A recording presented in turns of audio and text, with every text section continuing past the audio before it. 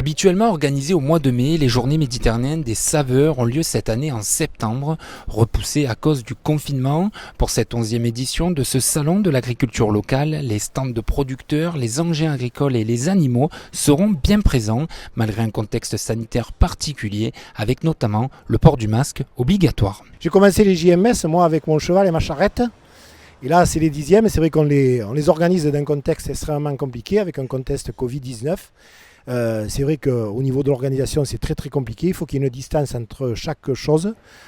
Pour le coup, on a surtout les chapiteaux de produits de terroir à la vente sur le boulevard Feuchères. On en a supprimé quelques-uns pour pouvoir étendre que les stands soient moins resserrés. Sur l'espace présentation animaux, aussi nous avons fait une présentation animaux beaucoup plus espacée. C'est-à-dire là pour le coup tous les animaux s'étendent le long du palais de justice. Un temps prévu du côté du MAS des agriculteurs, les JMS sont finalement restés en centre-ville, de quoi réjouir les organisateurs qui bénéficient de plus d'espace, mais aussi les visiteurs. Les scolaires étaient les premiers à venir sur place ce vendredi matin.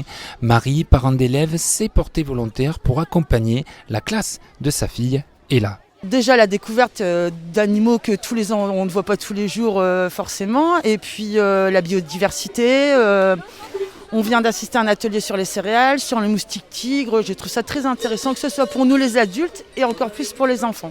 Pour la plus grande joie également des éleveurs, fiers de pouvoir expliquer et partager leur activité. Les enfants me posent énormément de questions parce que c'est des choses qu'ils ont presque jamais vues pour la plupart au final. C'est-à-dire que des petits poussins ou des petits canards, ils n'ont jamais eu la chance d'en caresser, ils n'ont jamais eu la chance d'en voir. Donc ça permet vraiment de leur montrer beaucoup de choses et de leur donner envie. Cette année, je suis là en tant que participant. Donc c'est vraiment une grande joie et un grand plaisir pour moi et pour mon élevage d'être là. Moi je pense que c'est une bonne chose aujourd'hui. Quand on voit tous ces gamins là, qui se ravient devant les animaux, devant plein de choses, il faut quand même garder ça, sinon ça serait vraiment trop morose. Car oui, producteurs et éleveurs préfèrent des JMS sous contrainte que pas de JMS du tout.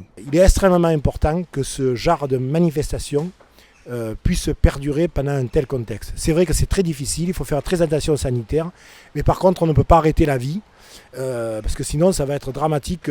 On mourra peut-être pas de Covid, mais on mourra peut-être de faim. Alors il est important qu'il y ait des activités économiques puissent perdurer, que des manifestations puissent perdurer. Je salue le courage du préfet, des élus, qu'ils soient nîmois, chambre d'agriculture, de continuer à encourager ce genre de manifestation. Des journées qui s'étalent sur tout le week-end. Marie a d'ailleurs déjà prévu d'y retourner dimanche, car après tout... En plus on est en plein air et il fait beau et la vie continue.